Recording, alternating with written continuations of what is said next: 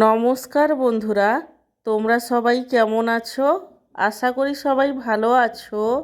আমার চ্যানেলে তোমাদের সবাইকে স্বাগত জানাই। আজকে আমার লাঞ্চের থালিতে কি কি মেনু আছে তারই ভিডিও তোমাদের সাথে শেয়ার করব।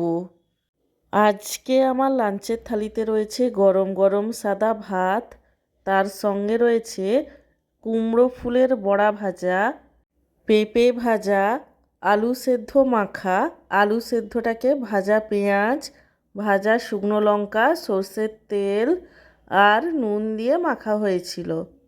আলু মাখার পরে রয়েছে বাটা মাছের মাখা। বাটা মাছটাকে ভেজে নিয়ে কাঁচা পেঁয়াজ, কাঁচা লঙ্কা আর বড়ি ভাজা দিয়ে মাখানো হয়েছিল।